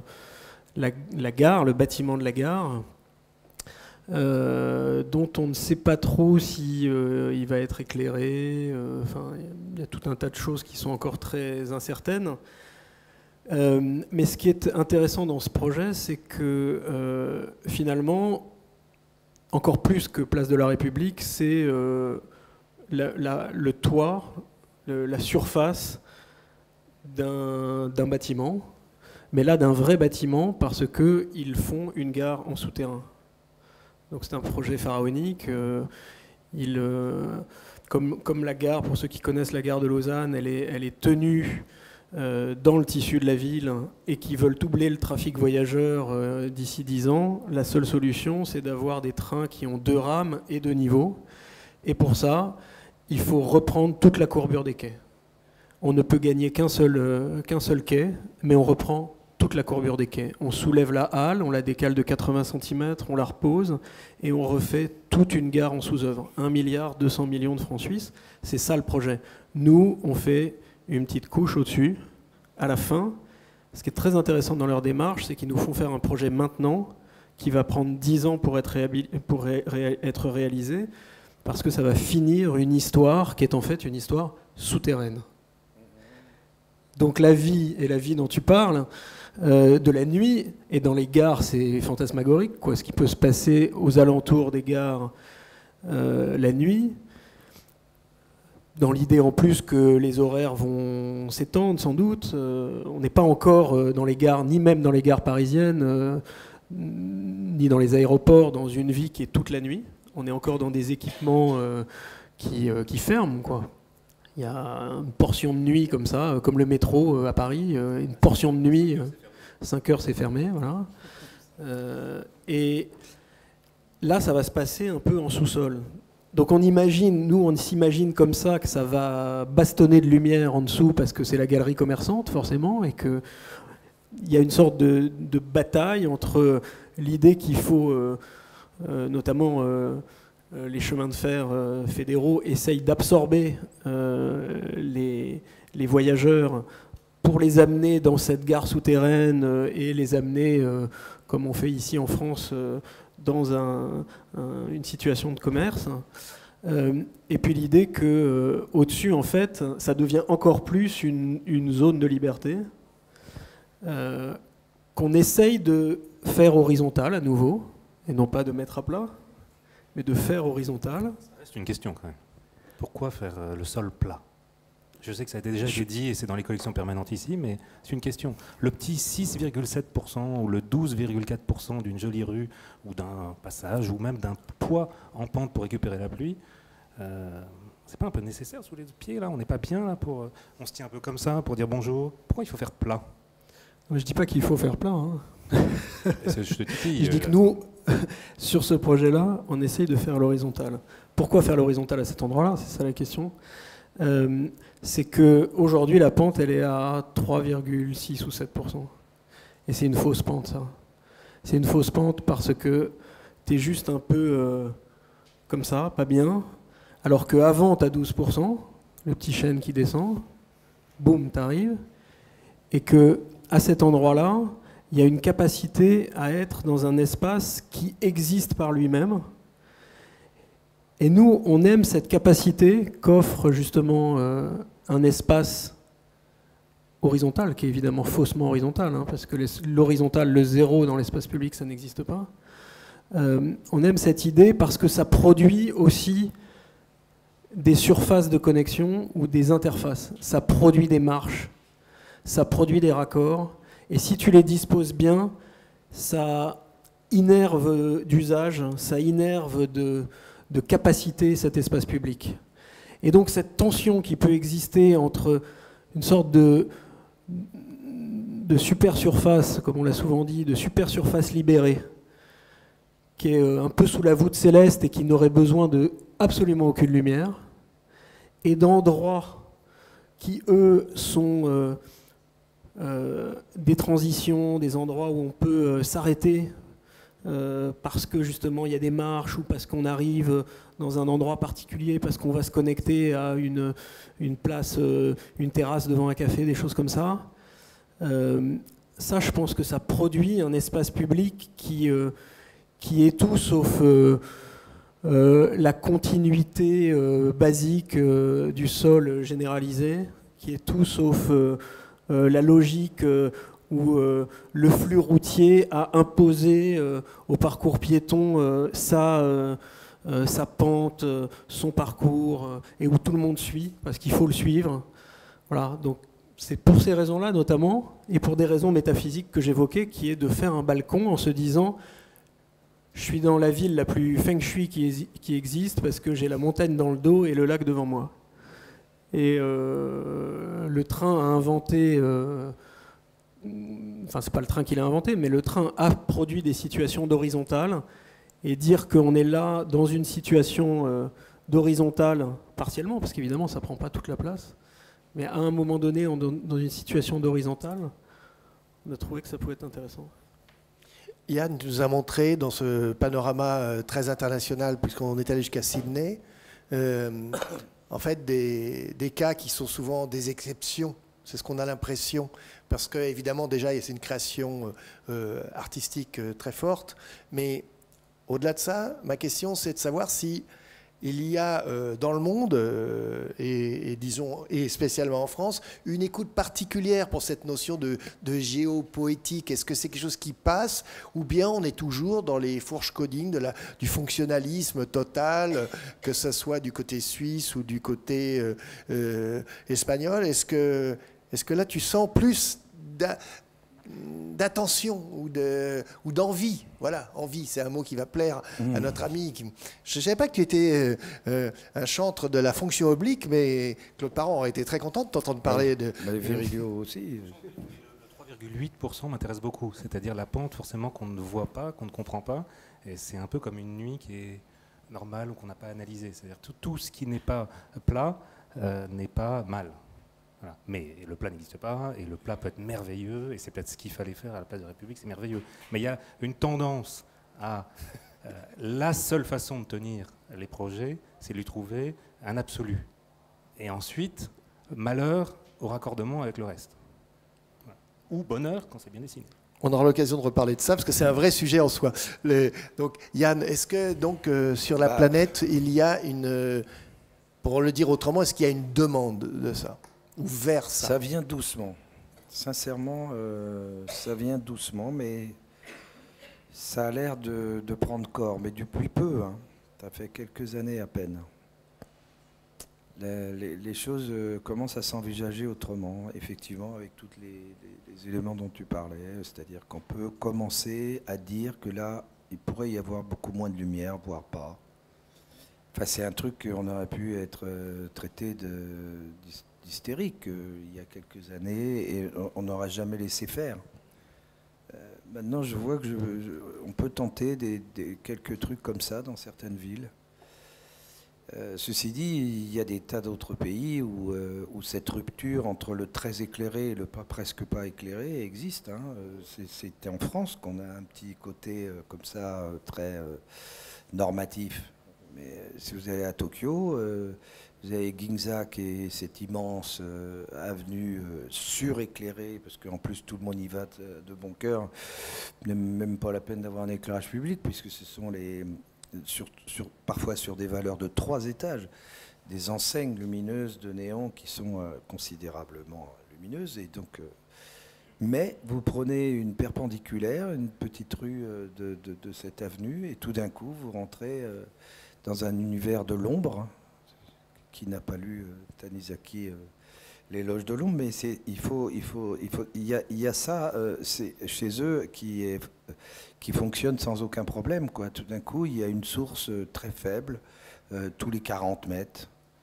Et là, il n'y a pas d'histoire de caméra de surveillance, mais c'est peut-être parce que ce peuple a une certaine façon d'appréhender la sécurité qui n'est pas la même que la nôtre. Peut-être pas les mêmes problèmes. C'est clair, je crois qu'il faut quand même le dire, parce que c'est vrai qu'on peut le voir d'une manière poétique, avec Tanizaki, L'éloge de l'ombre.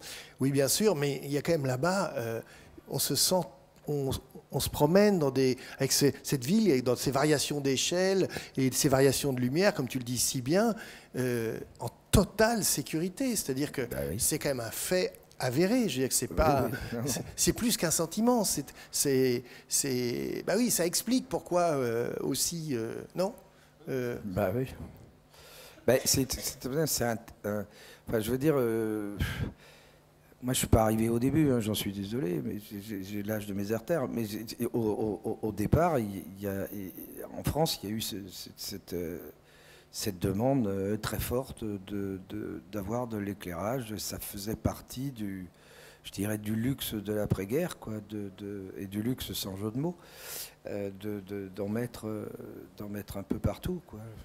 Oui, enfin ça a commencé avec Haussmann. Déjà c'était l'embellissement de la ville avec. Ouais, mais c'était différent. C'était différent. Alphand, tous. Mais comme dans tous les projets de cette époque-là, c'est économique, technique, stratégique. Oui. C'est de la maîtrise, c'est laisser les bourgeois sortir, embellir cet endroit pour mieux le vendre. Enfin, c'est quand même, fonction publique là-dedans est partielle, très partielle. Où il y en a d'autres. Hein, il y a d'autres types, embellir les grands axes parce que ce sont les axes royaux, donc c'est de la sculpture.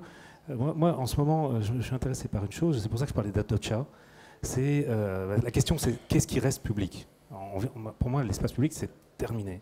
C'est bon, on les a fait, c'est nos grandes commandes, on vit grâce à ça, parce qu'il n'y a plus rien. Mais c'est de l'over-design, les marbres sont comme ça, on défonce des montagnes en Chine, ça ne sert pas à grand-chose. On met des mâts géants qui font 24 mètres, qui ne servent pas à grand-chose non plus. Tout le monde le dit, c'est très beau sur la photo, mais après, ça ne sert plus à personne. On sert à quoi ? Le public disparaît, donc le privé saute dessus, les promoteurs sautent dessus, ils se retrouvent avec des bouts de ville entiers. Et comme pour eux c'est nouveau, c'est fantastique comme moment, mais c'est atroce, c'est le privé, c'est des promoteurs, on ne sait pas trop, et ils veulent se faire du mètre carré. Pourquoi faire du vide ? Ils n'en sont pas encore à le privé ne sait pas vraiment payer du vide. Donc, tant mieux pour ce qui reste de l'espace public, et il y a quelque chose, il y a un combat là-dessus. Mais le privé peut se payer des bâtiments qui sont des lanternes. Ils ont compris, les centres commerciaux, tu as montré quelque chose à Sydney, c'est le privé paye quelque chose qui va changer la nature de la ville, donc ils vendent mieux leur tour.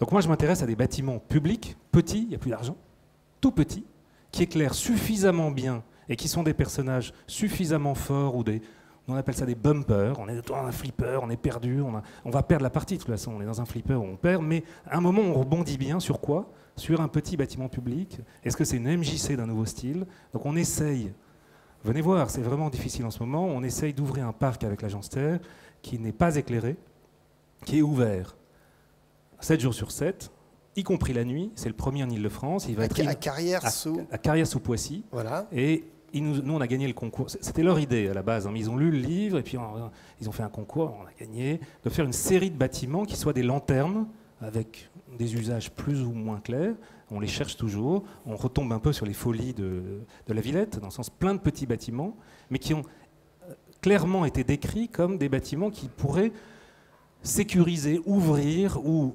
enchanter ou décorer suffisamment le parc la nuit pour ne pas avoir besoin de rajouter rien d'autre que le bâtiment lui-même, qui est éclairé, lui, pour se protéger lui-même. Alors, là où on en est, c'est que les bâtiments, il n'y en a que 2 parce qu'ils n'ont pas assez d'argent, mais il y en a 2 qui vont bientôt ouvrir en avril prochain. Et le parc est déjà un peu ouvert. Et il est un peu squatté, mais pas trop. Et ce qui est bizarre, c'est que le bâtiment qui est vraiment lanterne lui-même au sol, qui rayonne de façon assez classique, est très sauvegardé, protégé, mais il a une intensité, sa mode à fond. Et on est ravis de l'avoir fait avec eux. Mais on a fait un autre pavillon, très peu éclairé, avec une toute petite lanterne tout en haut et qui observe tout le parc. Alors là où on en est pour l'instant, c'est qu'il y a 2 bandes rivales qui, à tour de rôle, squattent, rentrent dedans, ils se sont fait des t-shirts, ils taguent, ils l'ont brûlé déjà 2 fois, et ils veulent posséder, marquer le lieu. Voilà. Et résultat, il n'y a que là l'approprier. Voilà. Mais il n'y a que là qu'il y a un problème dans tout le parc. Ouais. Il y a un problème là. On a mis quelque chose. Peu, mais suffisamment. Les premiers éclairages ont toujours été fracassés. Dès qu'il y a une émeute ou un problème, on casse l'éclairage pour se cacher, mais aussi c'est une attaque au réseau. Le réseau, le contrôle. Et donc on met au centre un réseau très discret, un pavillon, hop, comme un trou noir de violence, de rêve, d'inquiétude. 2 gangs s'attaquent pour posséder notre pavillon qui ne sert à rien. Le reste du parc est nickel. Venez vous promener. C'est étonnant. C'est une expérience de l'agence Terre et je trouve très étonnant. Non, ça va être intéressant à suivre. Et donc faire des bâtiments, des lanternes, des bumpers, alors on ne peut pas le faire seul, il faut être plusieurs, il faut des idées, des rêver de quelque chose. Mais est-ce qu'il faut, dans l'espace public, rajouter un mobilier en plus? Pour le coup, si on veut chercher des beaux plans, est-ce qu'il faut peut-être pas au passage enlever un ou deux trucs et négocier une des façades qui viendra éclairer au passage ou dialoguer?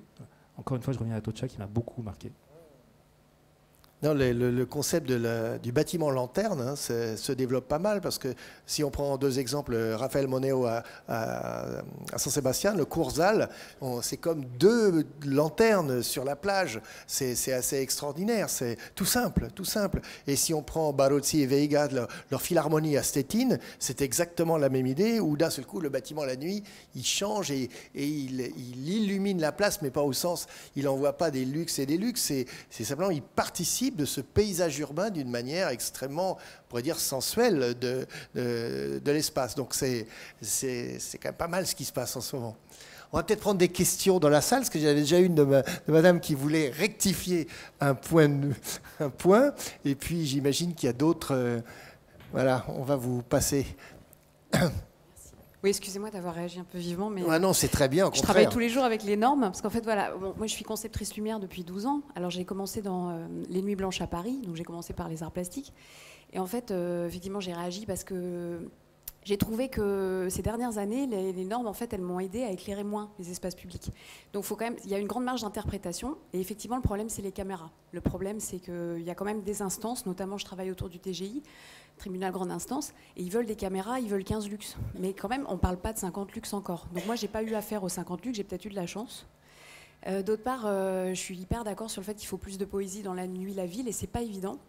Et je trouve ça très courageux qu'un artiste aille dans l'espace public, parce que c'est un espace vraiment hyper contraint. Pour que l'effet existe, on a besoin du noir, en fait, on a besoin de la nuit. Et le problème, c'est pas tant les niveaux d'éclairement, moi je trouve qu'on nous demande trop, c'est qu'on refuse qu'il y ait des contrastes. Et en fait, on a vachement besoin de mettre en valeur les choses, notamment pour clarifier l'espace public. On fait justement, je fais partie des gens qui font des schémas directeurs d'aménagement lumière, je ne viens pas de chez Philips, mais il n'y a pas que ça.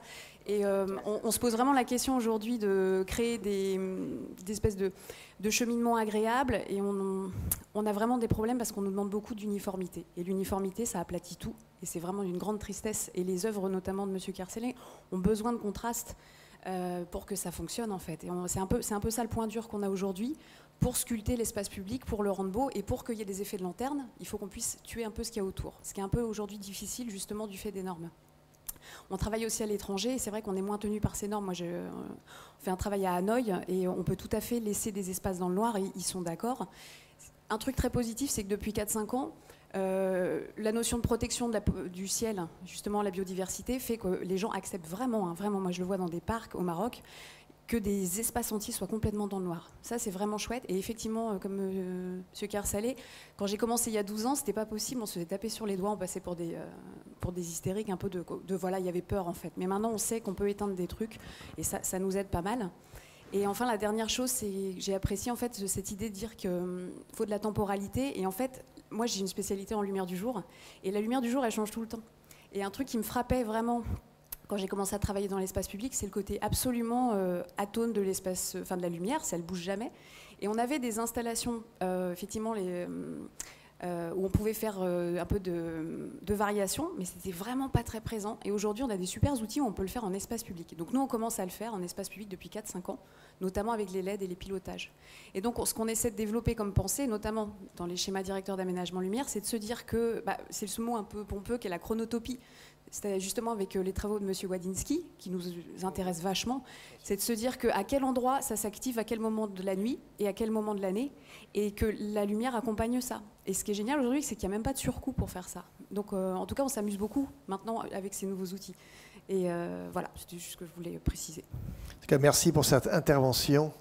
Une réaction, monsieur? Ah non. Non. Très bien. D'accord. Autre question, autre remarque? On s'amuse beaucoup. Oui, Chouette. on a noté. Ça c'est de toute façon. On a noté. Si tu veux un travail artistique, si tu t'amuses pas, c'est pas normal. Je suis désolé, je suis aussi concepteur lumière. Et Mais vous êtes le bienvenu. oui, on regrette. C'est vrai qu'on est venu, parce qu'on a vu qu'il n'y avait pas de concepteur lumière. C'était dommage dans cette représentation à la Maison de l'Architecture. C'était bien de Vous savez, ce n'est que le deuxième rendez-vous, il va y en avoir plein. Si Donc, vous inquiétez pas. Non, mais on ne s'inquiète pas. Mais Yann Kersel est quelqu'un que j'estime énormément. Son travail est extrêmement précieux dans le monde de la lumière. Et je pense que, effectivement, j'aimerais bien, moi, un jour qu'il se penche sur ces choses qu'il n'aime pas, ces fameux schémas directeurs, cette planification, parce que tous les soucis qu'il a eu, je pense à Saint-Denis par exemple, quand il pestait contre la ville parce qu'il ne pouvait pas avoir un environnement qui était un écrin qui justement recevait son installation. Il faut le travailler à l'échelle urbaine, à très grande échelle, parce que la lumière, c'est une histoire de contraste.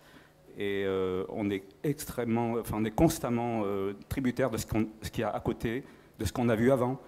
Et donc cette mémoire sensorielle est tout le temps active, et donc il faut travailler sur cette dimension-là. Et c'est vrai que les produits actuellement le permettent, ce qu'on disait tout à l'heure. Donc effectivement, les LED, maintenant on peut les graduer. On est dans un grand jeu maintenant d'orgue géant, et il faut, disons, travailler cette culture de la lumière au niveau du public. Parce que c'est vrai qu'au XVIIe siècle, les théâtres, quand on arrivait au théâtre, en fait, on arrivait dans des salles on attendait le spectacle dans presque le noir, parce qu'en fait la ville elle était noire, donc c'était la chose passait, et après on allumait la lumière pour le spectacle, et là c'était la fête de la lumière. Et donc pour dire que cette culture de lumière elle a évolué. Actuellement la lumière, la source de lumière, elle est intégrée à la matière, elle est fusionnée, elle est la cause de cette mutation qu'on vit de la virtualité, hein, c'est parce que la source est dans la matière et qu'elle se transporte à l'instant T, qu'on vit cette virtualité. Donc la lumière, dans l'espace public, il faut qu'elle donne la réponse à cette histoire-là. Voilà. Et pour ça, il faut le travailler à une échelle, moduler la ville à une grande échelle. Et il y a besoin de schémas directeurs, on va les appeler autrement, mais Yann, avec sa sensibilité, je pense, ferait des très beaux schémas directeurs. Voilà. Ne t'inquiète pas, je suis en train d'en faire un, alors. Voilà. Et donc, oui, mais... Sur quel territoire? À Montreuil. Toute la ville. Mais là, on a fait, un SDAL, puisque de toute façon c'est appelé comme ça. Et on a répondu à une consultation. J'étais concurrent, toi, donc je suis au courant. Ah merde, en plus. Écoute, je suis désolé. Enfin bref, voilà. On a répondu, mais justement en mettant une induction forte sur tout ce que tu as dit. C'est-à-dire que oui, effectivement, maintenant, on a la chance d'avoir l'écoute d'un maire qui veut bien, qui veut affirmer ça. Donc, mais c'est pas encore très courant, quoi. C'est difficile. J'ai 2-3 autres exemples, mais tu peux être sûr que je m'y frotte, parce que je veux vraiment continuer à travailler dans l'espace public, et donc maintenant je me présente parfois à des consultations pour des SDAL. Maintenant ils entendent ce que je veux dire ou pas, mais c'est pas grave. Une dernière chose, je voulais dire qu'il n'y avait pas que des ingénieurs il y a beaucoup de gens qui viennent du spectacle. Moi, j'ai travaillé 20 ans dans le cinéma, enfin tout ça, il faut le dire aussi. Non, il y a, mais moi, il y a cette culture de la lumière qui s'est transportée. Oui, mais moi je disais ça parce que, si tu veux, je parle d'une époque où Nina Hagen était encore jeunesse communiste. C'est qu'il y a un moment donné, je parlais d'après-guerre, hein, je dirais, et c'est resté quand même traîné jusque dans les années 80. Ensuite, il y a eu un certain nombre, effectivement, de concepteurs lumière qui venaient pas tous du bureau d'études de Philips qui a fermé, mais qui s'occupaient des illuminations. Toute cette période, l'époque du Grand Palais, justement, c'était encore une des marques qui s'occupait des illuminations dans toute la France. Depuis fort longtemps, hein. Il y avait Mazda et Philips qui avaient fait, je crois, dans les années 20, un tour des monuments historiques de France. J'ai vu le bouquin qui est assez remarquable. C'est drôle, ils descendaient à plusieurs camions avec des groupes électrogènes et ils éclairaient voilà, de tout un ensemble de grands monuments historiques, un peu comme un cirque, qui restait là 2 jours, 3 jours, puis ils partaient, quoi. Des illuminations. Voilà. Mais après, c'est vrai qu'il y a, même dans la notion d'architecture, parce que là, je suis venu à illustrer le propos urbain, mais dans l'architecture, il y a un logiciel qui te colle des bols au plafond, quoi. Je veux dire, c'est au sein même à plusieurs tentatives avec Jean d'une part, mais aussi avec Helmutian, avec d'autres. Pourquoi foutre des sources au plafond de façon... Enfin, certains font de la lumière quand même, comme d'autres font du chauffage, quoi. Si tu veux, c'était un peu les chauffagistes de la lumière, quoi. Donc il y a un moment donné, on peut peut-être essayer d'avoir un climat, même dans des lieux de bureau, hein, dans des lieux publics, à l'intérieur d'une entreprise ou à l'intérieur d'un espace public. Voilà, on doit pouvoir aussi moduler ça. Il n'y a pas que l'extérieur, il y a aussi l'intérieur. Et je suis tout à fait d'accord sur la notion de lanterne. À maintes reprises, au lieu d'éclairer un bâtiment presque par provocation, n'éclairait que les ouvertures. Donc c'est comme si le bâtiment était habité de haut en bas. Et avoir comme ça tout un jeu, quoi. En fait, ma question était très proche de ce dont vous parlez, c'est-à-dire votre propos urbain. Vous avez beaucoup parlé de la lumière comme décoration et la ville comme écrin pour vos œuvres. Et quelle est la question, quelle serait la réponse à la question de qu'est-ce que vous éclairez? Est-ce que vous éclairez les personnes? Est-ce que vous éclairez les bâtiments? Auquel cas, c'est politique. Vous éclairez quel bâtiment? Est-ce que c'est le bâtiment du peuple? Est-ce que c'est le bâtiment du président? Et est-ce que c'est le bâtiment d'une association? Ou justement, est-ce que vous éclairez juste un point A à un point B, juste pour que la personne puisse traverser la ville et atteindre son but? Oui. Je ne sais pas comment je dois prendre ça. Je dirais que, en tous les cas, ce que je cherche à provoquer, c'est une appropriation de l'objet par le spectateur, que si je me rapproche plus de la sculpture que de la peinture, c'est parce que je veux créer un déplacement du spectateur-acteur, puisque de toute façon, quand je fais une installation, par exemple, comme Saint-Nazaire, c'était autant pour ceux qui, en mobilette, allaient travailler à 4 heures du matin, que pour ceux qui voulaient, par les beaux jours, se balader en short à l'intérieur du port. C'était une appropriation. Tout à l'heure, tu as décrit quasiment mon projet, soit de la Totcha, soit l'autre, avec des idées que tu t'en étais faites. Si tu savais ce qu'on m'a raconté, plusieurs reprises, j'ai pris un taxi le long des quais à l'époque où j'avais fait le Grand Palais en bleu, qui respirait comme une baleine sur le rythme du temps. Mais les mecs, ils se racontaient des histoires improbables. Moi, je ne disais pas que j'avais fait ça, donc je laissais le chauffeur de taxi particulièrement, qui était toujours très éloquent. Ils m'ont inventé des histoires de baleines, de je ne sais pas quoi. C'est juste ça qui m'interpelle. C'est ce que je cherche. Enfin, moi, je veux dire, je ne suis pas là pour faire une œuvre majeure. D'abord, si j'ai choisi en tant que sculpteur, finalement, au préalable, hein, puisque... Contrairement à ce qu'a dit, c'est pas parce que j'ai fait un petit tour du côté des concerts d'Higelin, de Bachung et d'autres pour gagner ma croûte, mais surtout pour avoir du matériel pour faire mes expérimentations. Au départ, ce que je faisais en sortant des Beaux-Arts, c'était une idée de travailler sur l'image et son support, sur la notion de la mobilité autour d'une sculpture et surtout ce qui était manifeste chez moi, et je crois que je l'ai toujours encore. parce que peut-être j'ai trop lu Guy Debord tous les nuits, mais je voulais vraiment disparaître, quoi. Donc la notion en tant qu'artiste sculpteur, si je puis dire, balayer devant sa porte déjà pour commencer, mais parfois je trouve que les sculptures, sous la forme d'une commande ou pas, sont rarement contextuellement placées. Parce que c'est une commande il y a eu achat, donc on l'a mis là. Il y a eu tellement d'achats d'ailleurs cet an dernier qu'il y a eu des grandes œuvres faites qui ne savent pas quoi en faire, donc qui sont remisées quelque part, mais on ne sait pas où elles sont. Donc il y avait ce côté d'être là tout le temps. Et de faire le choix de la nuit, c'était d'avoir un travail plastique qui apparaisse et disparaisse. Parce que de toute façon, le soleil venant, la nuit n'était plus là, j'avais plus le contrôle des affaires. Mais maintenant, vous travaillez à dessiner des schémas lumineux, donc c'est de l'urbanisme. Et comment est-ce que toute votre richesse en tant qu'artiste peut se faire ressentir dans nos villes demain grâce à ces schémas de lumière qui mettront des années à se mettre en place concrètement? Mais oui, mais c'est en fait, par exemple pour la ville de Montreuil, c'est tissé pour 3 ou 4 ans, c'est assez court pour le temps d'une ville, et puis voilà, donc c'est pas pour des années, c'est vraiment un... Mais surtout, comment expliquer ça? Je déteste les tiroirs, donc je suis pas urbaniste, mais je m'en occupe. Je suis pas architecte, mais je m'y colle avec. Je suis pas designer, mais si j'ai envie de faire un objet, je vais pas me gêner. Voilà, je suis pas artiste contemporain à estampiller croisade pour aller au Palais de Toc, mais je fais de l'art contemporain depuis plus de 30 ans. Donc je m'en fous de ces cases-là. Je fais du paysagisme aussi, puisque j'ai des complices en permanence, Louis Bénèche, Gilles Clément, Michel Deving, selon les espaces, les endroits dans lesquels on peut se rencontrer. Donc voilà, quoi.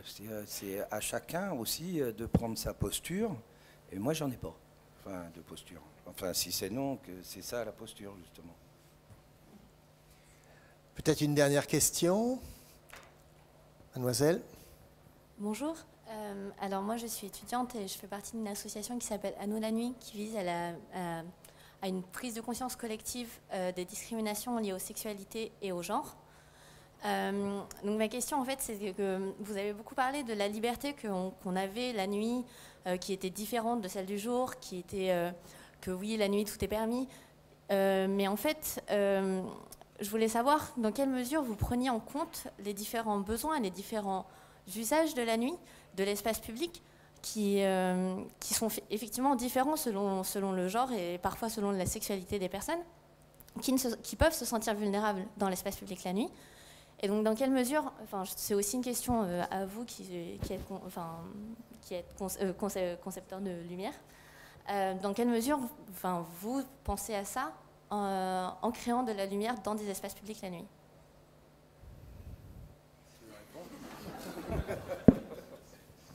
Alors, effectivement, moi, c'est une question qui me touche pas mal parce que je suis une femme qui habite à Gare du Nord et qui a travaillé un moment à Barbès. Donc, je ne suis pas en sécurité naturellement dans un espace la nuit, alors que c'est quand même mon terrain de travail. Et c'est vrai que... Alors, moi, j'ai fait une petite étude à un moment pour développer un peu, savoir ce qui s'était dit sur la sécurité, le sentiment de sécurité. Et c'est vrai que malheureusement, on s'est rendu compte qu'avec la lumière, on ne peut pas sécuriser un endroit. On peut le rendre plus aimable. C'est-à-dire qu'on peut rassurer, et souvent, pour ça, ce n'est pas le niveau lumineux en augmentant, ça c'est la réponse très très facile quand on réfléchit 3 secondes, mais quand on regarde vraiment les études, il n'y a pas de corrélation entre augmenter le niveau lumineux et le fait qu'il y ait moins d'agressions. Parce qu'en fait, les agresseurs, ils n'ont pas envie d'être en pleine lumière non plus. Et en plus, en sentiment de sécurité, quand il y a trop de lumière, on se sent très exposé, comme sur une scène de théâtre. Des expérimentations très simples ont été faites, un trottoir allumé, un trottoir éteint, un banc dans la lumière, un banc dans l'obscurité. Les gens vont naturellement plutôt côté ombre, ils veulent regarder en face et être protégés. Donc par rapport à sentiment d'être victime ou d'être potentiellement agressé, l'ombre en fait, c'est pas si simple le rapport à la lumière. Ensuite, effectivement, sur le sentiment de sécurité, puisque là on peut agir pour de vrai, c'est pas vrai qu'en changeant une lampe, il y a moins d'agression. il y a moins d'agression quand l'espace devient plus qualitatif et qu'il y a un sentiment en fait, d'appropriation de l'espace public par les gens qui fait qu'il y a un autocontrôle, que les gens réinvestissent l'espace public. Et donc si l'espace public est beau et que les gens retournent le soir, on n'est pas toute seule à traverser la place. Donc ça change beaucoup par contre, l'agression. Ensuite il y a des règles, mais ça c'est très long, mais il y a plein d'études là-dessus très intéressantes quand on fait de la lumière. Le sentiment d'avoir peur est vachement lié au fait qu'on se repère dans l'espace. Donc par exemple structurer, hiérarchiser, créer des lanternes, montrer les directions et les sorties, ça aide vachement à se sentir mieux parce qu'on sait où on peut aller. Après il y a la question du recoin sombre qui est très partagée. Il y a des gens qui disent on peut accepter le recoin sombre, d'autres qui disent on peut se cacher dedans. Bon, il y a plein de choses assez différentes. Mais en tout cas cette question effectivement on essaie de l'avoir en tête et notre réponse c'est d'essayer de faire des choses, enfin, en tout cas dans l'agence où je suis, c'est qu'on essaie de faire des choses assez belles et assez claires pour que les gens comprennent instinctivement où ils sont, où ils doivent aller. Et qu'ensuite, comme c'est beau, en fait, ils sont relaxés, en fait. Ils aiment bien l'espace, ils se sentent bien. Mais ça, effectivement, si l'espace est absolument dégradé, qu'il n'y a pas du tout d'espace vert, que tout est mal fichu, que les bancs sont abîmés, ça ne marchera pas. On peut porter qu'une petite partie des choses. Oui, je voulais dire qu'il y a des choses qui se passent au niveau de la sociabilisation. La lumière, il y a un confrère qui s'est installé à Medellín, et qui travaille à Bogota, à Medellín, et qui travaille, donc il y a une vraie demande là-bas pour, en fait, la violence. Oui, pacifier la nuit, parce que c'est vrai que la peur, elle est vraiment étayée par rapport à ce qu'on connaît. Donc il y a une réappropriation de la nuit qui est très forte. Et ce qui est étonnant, c'est que c'est venu même des adductions d'eau dans les quebradas, ces vallées qui sont donc irriguées, il y a des sociétés d'adduction d'eau qui se sont posé la question de comment se réapproprier ces vallées et la nuit. Et donc cette personne, ce concepteur lumière, travaille, mais ça commence par des marches nocturnes et par une sociabilisation, c'est-à-dire que les gens en fait ils redécouvrent ensemble la nuit. Et ils se baladent avec des lampes et puis ils jouent avec la lumière. Il y a donc tout un côté démonstratif, disons des prétentions ludiques, artistiques qui se font d'investissement de la lumière comme ça d'une manière spontanée. Et donc ils se réapproprient la nuit et cette sociabilisation elle marche. Voilà, donc, et c'est vrai que la lumière c'est vraiment une arme, c'est quelque chose qui est... C'est parce que c'est une énergie qui est volatile en fait. C'est-à-dire qu'il suffit qu'il n'y a pas d'énergie, ça s'éteint.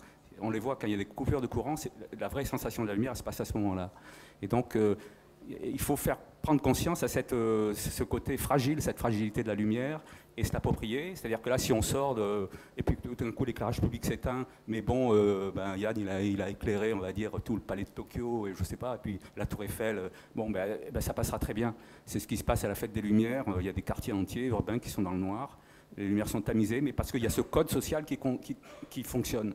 Donc il faut travailler là-dessus, et il faut, encore une fois, travailler cette culture de la lumière au niveau social. Parce que, effectivement, le problème de la norme, c'est qu'effectivement, elle est pareille pour tout le monde, mais que notre œil s'est habitué, quoi. C'est un peu le problème. Mais on va dans le nord, on va à Copenhague, les rues on a les mêmes normes européennes, hein, mais les rues sont beaucoup plus sombres. Parce que la norme, elle n'est pas obligatoire. C'est important de le dire. Donc c'est une responsabilité du maire, mais n'est pas obligatoire. Donc il faut faire ce travail auprès de la mairie, et c'est un vrai travail politique, et par rapport aux usagers aussi, de leur faire comprendre qu'à un moment donné, il y a moins de lumière, mais on ne se sent pas si mal que ça. On éclaire à côté, autour. Il faut éclairer autour, et on se sent très bien. Voilà. Juste un petit mot, peut-être polémique, mais est-ce que c'est que la lumière, ou est-ce que c'est le regard ? Je trouve qu'on confond quand même beaucoup de choses. Après, il y a les usages le jour aussi, si c'est mieux partagé, la nuit aussi. Donc et genré, c'est encore autre chose. Et c'est très délicat et c'est pas facile dans l'espace public. Si on est sur le regard, et on parlait de sécurité et de regard, moi je suis intéressé par une chose, pour le coup, pour revenir à éventuellement quelque chose d'un peu classique. J'appelle ça quand on me donne le micro en tant que prof, la limite du regard certain. Je suis un peu myope, je comprends de mieux en mieux la trame de Barcelone. Il me semble que 105 mètres, c'est à peu près un terrain de foot, c'est à peu près, en tout cas le terrain de foot de Barcelone, c'est 105 mètres. Et c'est la limite pour savoir si c'est un danger ou pas, c'est un ami ou pas, c'est un chien ou un lapin. On peut voir beaucoup plus loin, et plus proche, on est certain, mais là, il y a une limite, et il y a un doute, et 70 mètres selon le climat, selon les gens. Et ce qui est étrange peut-être pour la nuit, c'est qu'avec lanterne, pas lanterne, la métrique n'est pas la même. C'est-à-dire s'il y a une grille résiliente, magnifique, historique, fantastique, je ne sais pas comment elle est genrée à Barcelone, mais en tout cas elle est extraordinaire pour plein de raisons, sur 100, 105 mètres, pour plusieurs raisons. Il y a une grille nocturne qui étonnamment est beaucoup plus... On supporte et on a une reconnaissance. On ne sait pas s'il y a un danger ou pas, mais parce que poésie, parce que éventuellement 250 mètres, 300 mètres, c'est pas du tout un problème. Et par contre, il y a aussi une métrique, ça existe. Et donc il y a une façon de faire du projet urbain. Qu'est-ce que c'est que l'éclairage? Est-ce que c'est est-ce qu'il faut absolument faire du théâtre en ville? Est-ce qu'il faut faire du projet urbain? C'est tout. Alors on le fait avec qui on veut, comme on veut, architecte par architecte, c'est comme vous voulez, vous êtes tous architectes pour moi, ça n'a aucun problème, faire de la ville. Donc est-ce qu'il y a des métriques pour ça? Des métriques de quantité de distance. Et après, quel métier? Après, il y a des artistes. Encore, ça c'est vraiment autre chose. Mais on peut l'inventer à plusieurs. Non, mais pardon, oui, on va être obligé de s'arrêter. Hein. Allez-y, une dernière intervention. C'était juste pour dire que si ça vous intéresse, il y a Social Light Movement, qui sont des Anglais en fait, qui font des super expérimentations en espace public dans les quartiers difficiles. Et voilà, c'est très intéressant. Très bien. Puisqu'on parle de Barcelone, et on va finir là-dessus, je rappellerai quand même que sur le Paseo de Gracia, il y a un architecte, et non des moindres, Gaudi, qui a dessiné tous les candélabres et qui a dessiné ce magnifique projet que vous connaissez tous, la Pedrera, qui elle-même, mise en lumière la nuit, est un plaisir total. Donc on voit bien qu'il n'y a pas de distinction entre l'architecture et la ville. Voilà, c'est là-dessus qu'on va conclure. Et on va surtout retenir qu'il faut aller à Carrières-sur-Seine, projet à suivre, à Montreuil, projet à suivre, et puis à Lausanne, ce sera nos 3 indicateurs. Voilà, ça va peut-être prendre un peu plus de temps, mais on va suivre ça très attentivement. Je vous dis à très bientôt, et avant ça, je voudrais remercier Emmanuel Gagnez, le patron de Samod, qui est notre partenaire sur tous ces rendez-vous lumière, et qui a l'extrême élégance de nous offrir un verre ce soir. Merci. Merci.